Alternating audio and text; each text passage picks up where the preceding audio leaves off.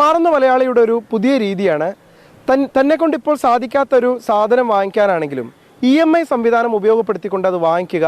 പിന്നീട് ഈ നമുക്ക് ബാങ്കിൽ ലോൺ അനുവദിച്ചു തന്ന സംവിധാനം നമ്മളെ ഭീഷണിപ്പെടുത്തുകയും ആശങ്കപ്പെടുത്തുകയും ഒക്കെ ചെയ്യുമ്പോൾ, അപമാനിതരാക്കുകയും ഒക്കെ ചെയ്യുമ്പോൾ അതിൽ മനംനൊന്ത് അവർ ആത്മഹത്യയിലേക്ക് അടക്കം കടക്കുന്ന സാഹചര്യം ഉണ്ടാവുക. ഇതൊരു തുടർക്കഥയായി മാറുകയാണ്. ഈ സാഹചര്യത്തിൽ ഇത്തരത്തിൽ ലോൺ അനുവദിക്കുന്ന സ്ഥാപനങ്ങൾക്ക് ഈ ലോൺ നൽകിയ വ്യക്തിയെ ഭീഷണിപ്പെടുത്താനുള്ള അവകാശവും അനുവാദവും ഉണ്ടോ? ഇത് നിയമപരമായി ഇതിന് എന്ത് സാധുതയാണുള്ളത്? അല്ലെങ്കിൽ അത്തരത്തിൽ ഭീഷണിപ്പെടുത്തുമ്പോൾ നമുക്ക് പരാതിപ്പെടാൻ കഴിയുമോ? അഡ്വക്കേറ്റ് രേവതി ബാബു നമ്മളോടൊപ്പം. ഇത്തരത്തിൽ ഒരു ബാങ്ക് അല്ലെങ്കിൽ ഒരു സ്വകാര്യ സ്ഥാപനം നമ്മളെ ഭീഷണിപ്പെടുത്തുകയാണെങ്കിൽ അതിന് വഴങ്ങിക്കൊടുക്കേണ്ട സാഹചര്യമുണ്ടോ?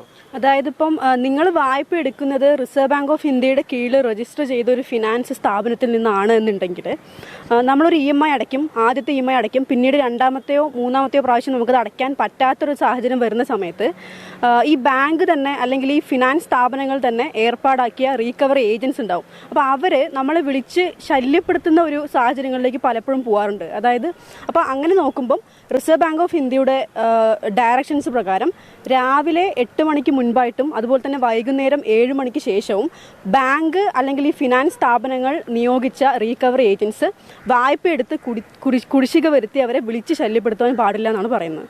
അതല്ലാതെ വീട്ടിൽ വന്ന് പണം ആവശ്യപ്പെടുക, ഭീഷണിപ്പെടുത്തുക, അതിനുള്ള അനുവാദമുണ്ട്? അതെ, വീട്ടിൽ വിസിറ്റ് ചെയ്യുകയാണെങ്കിലും ഒരു ടൈം ഉണ്ട്. ആ ടൈം അനുസരിച്ച് ചെയ്യണം. അല്ലാതെ ഇവരുടെ തന്നെ റിലേറ്റീവ്സിനെ വിളിക്കുക, ബന്ധുക്കളെ വിളിക്കുക, ഇവരെ ഹ്യൂമിലേറ്റ് ചെയ്യുന്ന രീതിയിൽ അല്ലെങ്കിൽ തേജോവധം ചെയ്യുന്ന രീതിയിൽ സംസാരിക്കുക, അതൊന്നും നിയമപരമായിട്ട് അലൗഡ് അല്ല റിസർവ് ബാങ്ക് ഓഫ് ഇന്ത്യയുടെ നിർദ്ദേശം പ്രകാരം. ഇപ്പോൾ പലയിടങ്ങളിൽ നമുക്ക് കാണാൻ കഴിയുന്നത് വീടുകളിലേക്ക് ഈ ഏജന്റുമാർ വരുന്നു.